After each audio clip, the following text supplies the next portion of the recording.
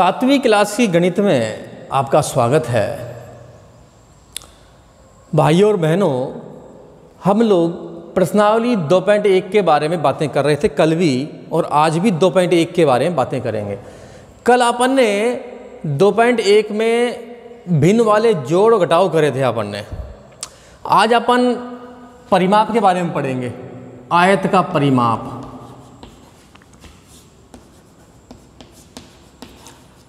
आयत का परिमाप के बारे में अपन आज पढ़ेंगे। इसमें देखिए, आपने छठी क्लास में भी देखा होगा आयत का परिमाप। आयत का परिमाप यानी कि आयताकार आकृति का परिमाप। आयत का परिमाप सूत्र इसका 2 गुणा लंबाई प्लस चौड़ाई। आयत का परिमाप सूत्र लिख दिया है मैंने, 2 गुणा लंबाई प्लस चौड़ाई। इस तरह से सूत्र होगा आयत का परिमाप का। देखिए, एक उदाहरण देंगे अपन। एक आयताकार कमरा मान लीजिए, आयताकार बगीचा मान लीजिए। आपके पास एक आयताकार आकृति है। कुल मिला के हम कहेंगे माना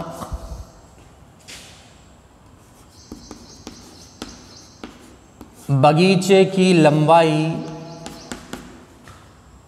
80 मीटर, माना बगीचे की चौड़ाई 60 मीटर। हमारे पास एक बगीचा है, लंबाई 80 है, चौड़ाई 60 है, तो ये आयताकार आकृति होगी, क्योंकि लंबाई चौड़ाई में फर्क है। देखिए, एक होता है वर्ग, एक होता है आयत। अगर लंबाई चौड़ाई बराबर हो तो वर्गाकार आकृति है, जिसकी लंबाई 80 होती, चौड़ाई भी 80 होती, ये भी 80 और ये भी 80, यानी कि चारों भुजाएं बराबर है तो आकृति वर्गाकार होगी। चारों कोण 90 के होने चाहिए।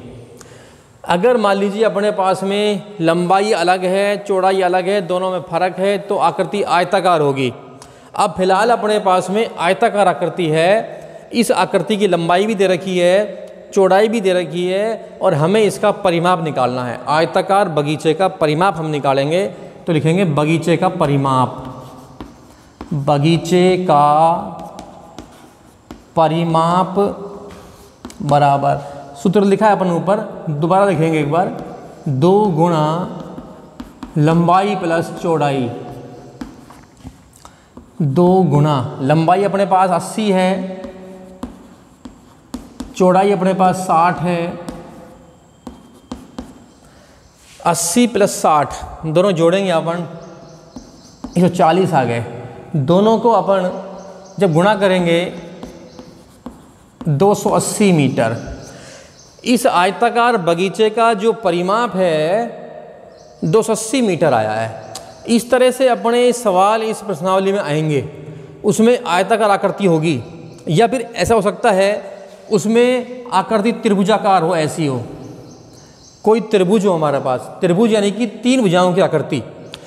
इस त्रिभुज की माप यानी कि जैसे ये भुजा दे रखी है 20, ये 30 और ये मान लीजिए 10 दे रखी है। सपोज करिए 10 है, ये उदाहरण दे रहे हैं यहाँ पर। अगर अपन से कहे इस त्रिभुज का परिमाप निकालो, पहली भुजा, दूसरी भुजा, तीसरी भुजा, तीनों जोड़ देंगे हम।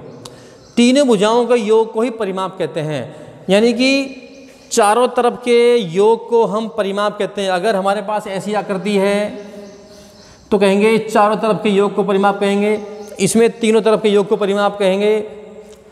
यह आकृति पंचभुज की अपने पास, तो पंचभुज में क्या होगा, 5 भुजाओं के योग को करेंगे, यानी कि चारों ओर के योग, चारों ओर की दूरी को ही हम परिमाप कहते हैं। चारों ओर के योग को ही हम परिमाप कहते हैं। चारों ओर चक्कर लाएंगे। हमारे पास सामने ग्रीन बोर्ड है, लंबाई है, चौड़ाई है, ये भी लंबाई, ये चौड़ाई, आकृति आयताकार हो गई है ये।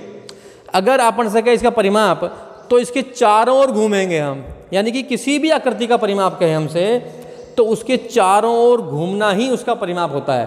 किसी भी आकृति के चारों ओर घूमना ही उसका परिमाप होगा, ये आप समझ जाएं।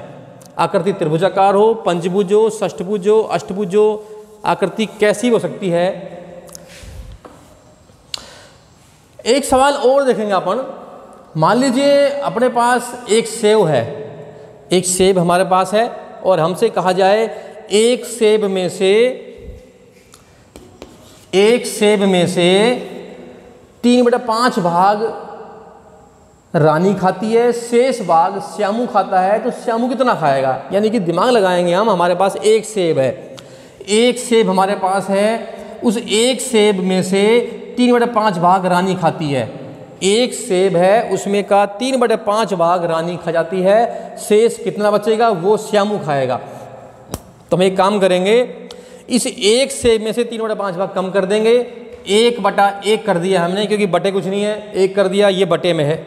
इस एक सेब में से 3/5 भाग कम कर देंगे, वही लैसे निकालेंगे हम, लैसे 5 आएगा, 1 का भाग देंगे 5 बार जाएगा, 5 को 1 से गुणा करेंगे, 5 आ गए, 5 का भाग 5 बार देंगे, 1 बार जाएगा, 1 को 3 से गुणा करेंगे, ये आ गया 2/5, माइनस है, माइनस कर दिया अपन ने, 2/5 भाग श्यामू खाएगा। यानी कि अगर सवाल आ जाए कि आपके पास एक सेब है, एक अमरूद है, एक अनार है, कुछ भी है, उसका 3/5 भाग रानी खा रही है, कोई भी खा रहा है, तो शेष भाग कितना बचेगा पहले वो निकालेंगे हम, उस भाग को जो भी खाएगा उसका नाम दे देंगे, इसने इतना भाग खाया है।